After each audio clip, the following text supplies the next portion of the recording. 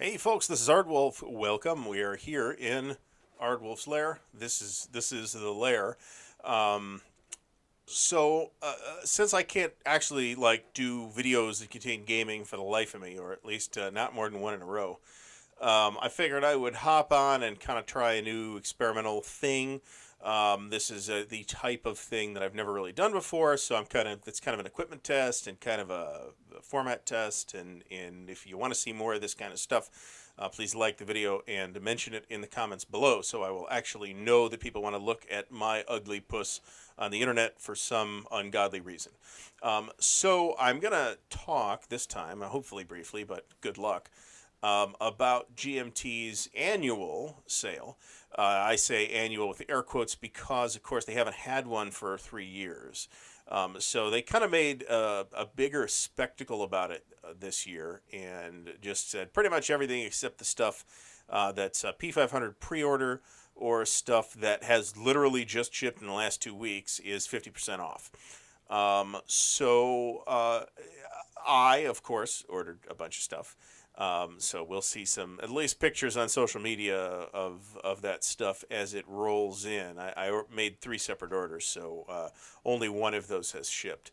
There was a reason why I was trying to get an order in relatively early on the 18th when the sale started. So the biggest of the three things should be here pretty soon. Anyway, what I want to mention, though, is, and let me disclaim this by saying I love GMT Games, and the framing of this shot in this case is perfectly intentional because you can see this shelf. I'm totally backed up. The top two levels here are all GMT, and what you can't see is this stuff right dead behind me is also mostly GMT. Yeah, I'm a kind of a fan of GMT's stuff. I like what they do. I like them as a company. I have bought lots of stuff from them, well, one way or the other, and will continue both from. Actually, I think this is the first time I've actually bought from GMT directly, but I bought from representative retailers that actually have represent GMT here and there, and local brick and mortar places and online retailers. So and I'm going to continue doing all of those things. GMT represents about a little bit under half of my entire wargaming collection, and that's before the pile of things that's going to come in the next week or two or whatever it's going to be. I say this with love, GMT. So I want you to think about GMT Games and what kind of company it is and the scale of what their operation must be. Okay, they print, and this isn't based on anything that they've said, but barring a very small number of titles like Twilight Struggle, they're not printing 15,000 copies of anything, right? We're talking about they're printing 1,000, 2,000, 1,500, 2,500 in that general ballpark, right? If you look at the numbers of the stuff that is on their P500 list, which I hope to have some interesting visualizations on at some point in the next couple of months, by the way. I think we're going to see that popular GMT games end up accumulating somewhere between 500. This is stuff that gets printed, of course. Somewhere between 500 and 1,500, occasionally more than that, orders before the printers actually start to roll. Okay, so that represents, presumably we can probably line that up to, there's something like 500 to 1,500 people, say 500 to 2,000 people, because not everybody pre-orders. Let's even say 500 to 2,500 people that are interested in games that GMT makes. Okay, now somebody that's interested in an 18xx game, with GMT is recently committed to publishing, is going to be fairly different from somebody that is interested in that Gallipoli game. They might be the same person, but they might not be, right? So those 500 to 2,500 people for each game aren't necessarily the same 500 to 2,500 people for each game, but there's probably some correlation for people that buy a variety, like I do, like a variety of things from GMT. So think about that number, and then think about how many people are actually clued into the mailing list and knew the sale was coming and signed into the website right away when the sale went live. Now, it went live at, I think, 1 p.m. I want to say it was 1 p.m. Eastern on the 18th, and the site was immediately went in the tank. Now, we were kind of told, hey, they're upgrading their website. It's going to be much more robust. And one of the motivations for that was that it would be able to hold up better under pressure, like when there's a big wave of P500 stuff or a big wave of stuff for a sale or whatever. And it really struggled for several hours. Now, it was down here and there, and I know their equipment had to be rebooted at least once. So it could have been worse. I mean, it could have been down for days. It could have been unreachable. With some patience and a internet connection strong enough that the problem wouldn't be on your side, um, you could get through in the first couple hours and get an order. And I did, and it was a pain. It was kind of a headache. It was more trouble than it should have been.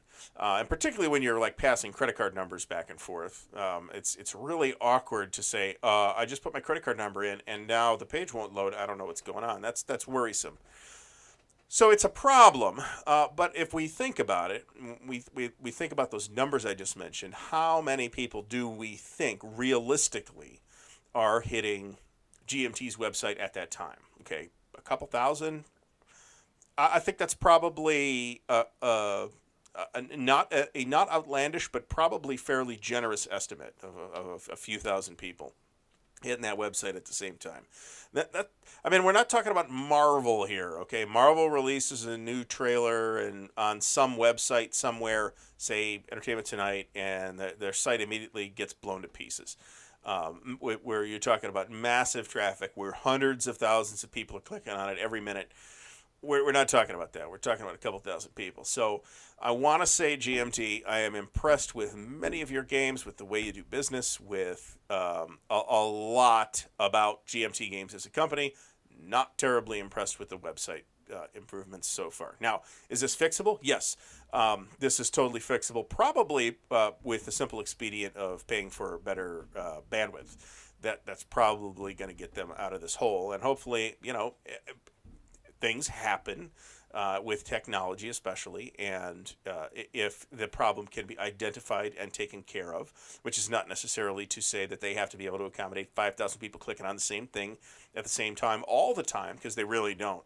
And man, I don't know if they're going to have a sale like this next year or not, but Christ, my wallet hopes not. I got kind of a lot of stuff coming, and during the course of the sale, and the sale's not even over yet. It's going to run for about another day and a half. I have, in addition to the stuff I bought, I've pre-ordered another 5 things that either were things that I had pre-ordered before and backed off on, or had been just kind of dragging my feet on. One of those things was Nevsky Volko-Ruhnke's upcoming game, the Rus against the Teutons. An exceptionally undercovered topic, to say the least. Another one of those things was Mark Herman with a co-designer's Versailles 1919, which I was super excited about when it got mentioned in the first place. And I just hadn't managed to pull the trigger yet. None of this stuff's going to get printed in the next couple of months. So my wallet will have time for its wounds to heal. And, this is in addition to all the stuff I've got on P500 now, which is quite a bit. I think I'm up to about 14 pre-ordered things, most of which has actually hit their numbers. I'm going to close, however, with, for whatever my opinion is worth. Let me pull it off the shelf, and I don't know where I put it because it's out of the way. I'm not going to be able to, I'll point to it. Roads to Leningrad. Roads to Leningrad is Vance von Borey's East Front game. It is a relatively small game. It's got 2 maps. It's one physical map, double-sided. It's got 4 scenarios in it. It's a chit pull game. It is a terrific light to medium East Front operational game. And for the life of me, I don't know why it's struggling like it is on P500. They have threatened to pull it off, and they got a little wave of orders in. But it really has gone nowhere in the last several months. I don't know why. I think it's terrific. I went to the trouble of tracking down a secondhand copy.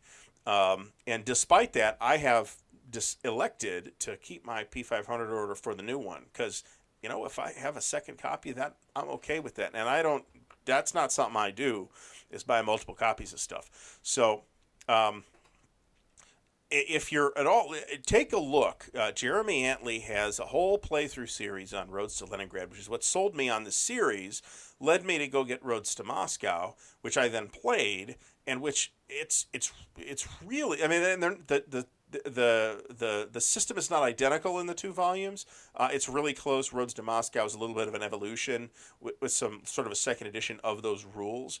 But you could play Roads to Leningrad with the Roads to Moscow rules. They're not that different. Um, it's terrific. It's a lot of fun. It's well structured. It's well paced. It's one of those situations where chit pull works really well. Multiple scenarios, 4 scenarios. There's 4 in each game. Doesn't sound like a ton, but there's 2 scenarios on each map, and they tend to be a smaller scenario that doesn't take a ton of time to play, and a larger scenario that might take 2 players that more or less knew what they were doing, probably a whole day to play through. Which was not the scenario I was in, but having only played it the once. But man, I really liked it, and I would really like to see not only Roads to Leningrad get reprinted, because I think it's a really worthwhile game, but I'd like to see additional volumes in the series. There was talk of a 3rd one at some point, and that seems to have more or less evaporated. I'd be curious to see how that would do on P500, an entirely new volume. The 2 volumes that exist, they're also not particularly expensive. I don't know, and I didn't check to see if Roads to Moscow is currently in print. I can pull it up right now just to see. Roads to Moscow is out of stock at GMT. If it were in stock, the sale price would be about $27.50. Which I would consider a larcenously low price for the value that's contained in that box. So that's my plug, sort of my attempt to make up with GMT for bitching about their let's say not stunningly amazing website performance during the sale. It's actually acting up a little bit right now too. I think because the sale is winding down, and those unfortunates that haven't already spent all their money like I have are trying to get last minute orders in. They have sold out of at least a few things. And anecdotally, it seems like, based on the chatter that I'm seeing, it seems like a lot of people are ordering the same stuff. I'm seeing a lot of people that ordered Next War games, which I did. Part of that might be because a new Next War game was just announced to go along with the sale, to go on to P500 at the same time as the sale, that is.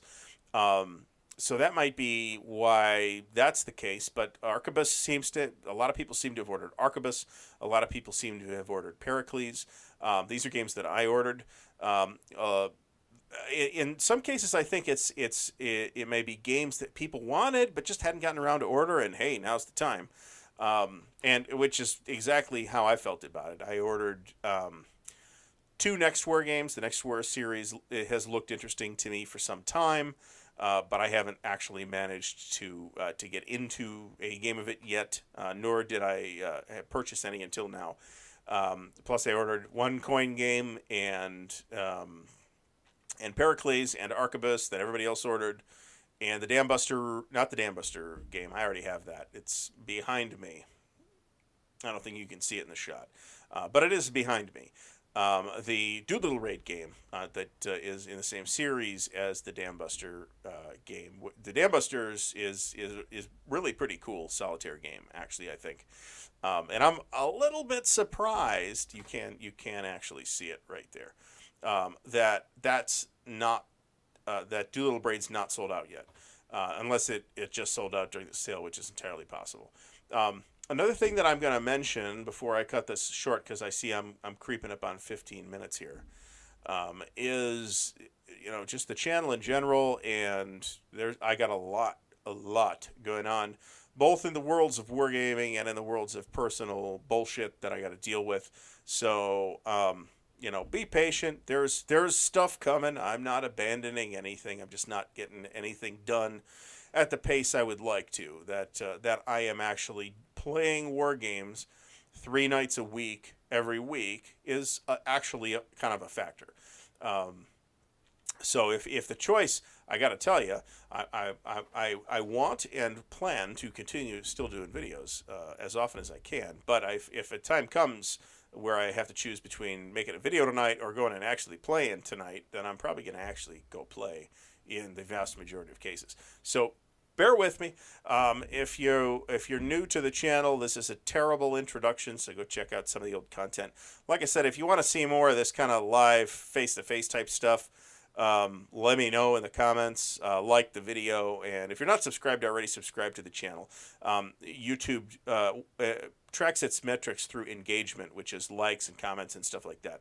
So any time you actually enjoyed a video and think that video was worthwhile or contained worthwhile content, you should like the video so that YouTube sees that and the video gets picked up in its metrics. So anyway, thanks for watching, anybody that's actually put up with this. Like I said, we'll see if I do more of this kind of stuff. This is just kind of experiment for now. So I got other things that I want to get done. I've actually got the long-awaited and near legendary at this point 4th episode in the Paths of Glory series is partially filmed, and it's been partially filmed for a long time. The script, I'm not happy with the script. I'm not happy with the footage, and I basically have to go back and redo a lot of it, and that's kind of been the holdup. And it took so long to try to get back to it that I kind of lost the focus on that particular project. It is something I want to get back to. I want to be able to cover other games like that, but I also want to be able to make a higher quality video product too, which is something I've been looking into and studying, and hopefully we'll be able to use some of those new techniques. So again, thanks for watching. Subscribe if you haven't. Like the video. Leave me some commentary below. What's your opinion? Do you think I'm being too hard on GMT? Do you think I'm being too soft on GMT? Do you think I'm just a mean son of a bitch? If so, please say that in the comments below, and I'll see you next time.